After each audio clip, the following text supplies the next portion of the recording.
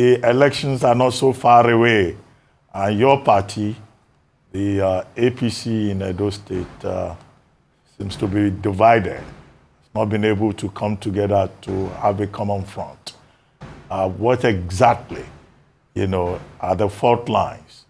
And surprisingly, your party, the APC, is blaming the governor, Governor Obaseki.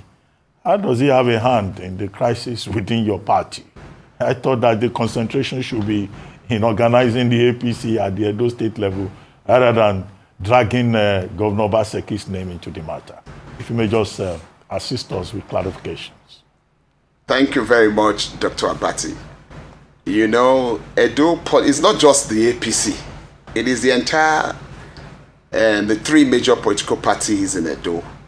The APC, the PDP, and of course the Labour Party. The resignation, let me even begin with the resignation of the State Vice Chairman, Chief Inibineki. It's a huge blow in APC, being the highest political office holder from the central, where Mondio Pebolo comes from. It's from his local government. I personally had conversations with him on why he resigned from the party. APC has never been so fractionized. There are several camps in APC. It's not just in APC, PDP and Labour Party as well. And Dr. Abati, I would tell you, there is a problem that I think we Nigerians must solve. And the National Assembly must do something urgently to save our democracy. Because, Dr. Ruben Abati, dividends of democracy, the good governance, the foundation, the bedrock of good governance is the process in selecting our leaders.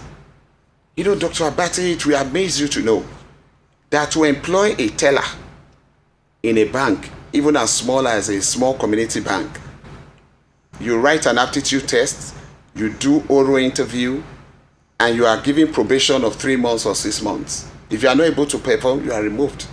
But the process of selecting a leader, a governor, that will determine what happens to millions of people, the process is full of sham. A situation where few people in Abuja, who may not necessarily be from a state, determines who gets the ticket of the party. There's no way we can ever get it right. There's no way we can achieve good governance if the process of electing a leader is not revisited. The primaries that took place in Edo was a disgrace, in my opinion, and in the opinion of so many other people. APC has never been so divided. There are different groups. There are those that call themselves the integrity group, who have said they will make a statement soon to disassociate themselves from the present candidate.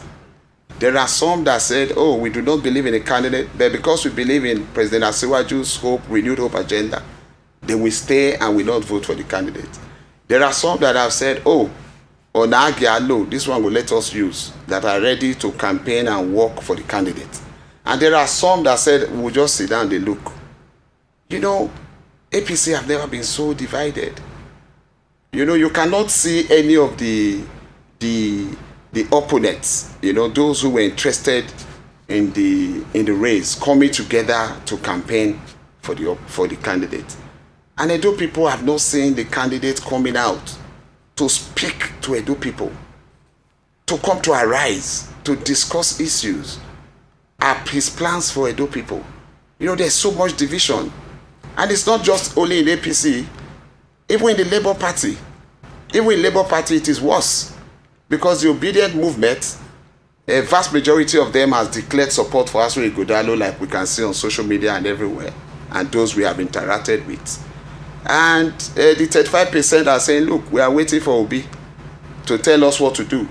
That the position Obi takes in Edo will determine his political future. Because the ideology that formed the obedient is fairness, equity and justice, for the sake of inclusion. The Southeast has never been president. Let them support the Southeast. That was how they were able to galvanize vote for Obi and won election in Edo State and elsewhere, based on that principle.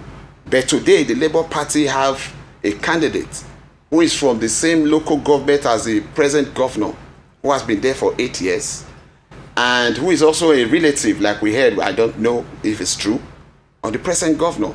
Will Obi now, Jefferson, put aside the ideology that formed the obedient and say party is supreme and come and campaign for the Labour Party Oludi?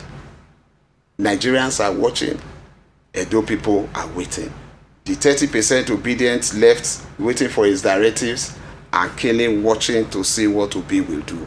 Will Obi tell the obedience, go and vote your conscience? Will he tell them party is supreme? Will Obi abide by the principle, the ideology that formed the obedient movement? That is another thing. Okay, President. In the PDP, all right, Dr. so Abati. let's bring the conversation back to the APC. Because you spoke about the divisions within the party, the various factions, but you also spoke about good governance and the dividends of democracy. Now, given the current state of the nation, usually when you hold power at the center, it's supposed to be an advantage for you when you go to your governorship election. However, you look at the current state of the nation, and the picture that you've painted is almost as though you're giving us a disclaimer about what we should expect on the 21st of September with regards to APC's performance. The situation, the national situation under an APC government, how do you think this will contribute to the election? It is not gainsaying. We all know that President Bola Ahmed Tinubu just came on board. And what is happening today is not his making. And I'm sure Nigeria would have long gone down beyond where it is today. Would have been Venezuela, if not for the courageous leadership of President Bola Ahmed Tinubu. But are Edo people happy? The answer is no. With the federal government, the answer is no. They are not. The cost of living is high. That's true. Fuel is selling for $8.50. That is true. The exchange rate is not helping matters. That is true. But coming to the states, are the workers happy with the 70,000 minimum wage of Ighodalo Baseki? They are. Are the teachers happy with the 80% increment? They are. You understand? And so APC have a lot of work to do. You know, and that's why we all, the bedrock, the foundation of this problem is the lack of internal democracy. You know, if there is no internal democracy, we can never achieve good governance. Prince Emmanuel, it almost sounds like you're also just preparing the ground to jump ship from APC. No, I am one of the integrity group that have said I do not think, in my candid opinion, as a frontliner who fought for fairness, equity, and justice, Edo agenda, for sense of inclusion, for Edo Central to be supported to be governor, I did not engage and appeal to Edo South and Edo North to support Central to produce a candidate that the National Working Committee of APC will impose on Edo people. I wanted a level playing field for the best candidates in Edo and let the leadership, the membership of APC vote the best. You know, but since there was no internal democracy, I'm sure Arise News knew what happened during the primaries. And why you are seeing some people still galvanizing around the candidate is they are doing that in expectation of federal appointment or patronage, federal government, you know. And vast majority are not really candidates. You are going to see more people leaving the party. You are going to see people remain in the party than working against the party. I am a foundation member of APC, and I was the deputy DG of the Presidential Campaign Council. I am in touch with the 192 wards in Edo and the 18 local government. We know what is happening across party line. You know, it's unfortunate, you know, that when an APC member says vote for the most credible, and they will say, oh, you are against APC. Okay. Vote for the most credible candidate is against APC. Okay. It's like they've accepted that the candidate is not credible. Okay. So what I want to say is every party have their scoreboard. You were just only mentioning APC and Labour Party. Oh, the Great Rufai. Good morning. Good morning. And APC and Labour Party squabble. In fact, the PDP morning, have theirs. You know, Danobi has still been at loggerheads and yes, his group. I will address that. And Obaseki. But it looks as if Obaseki has the upper hand because of the power of his incumbency and all of that. As we speak today, if Obaseki offers you a deal, yes, would you take it?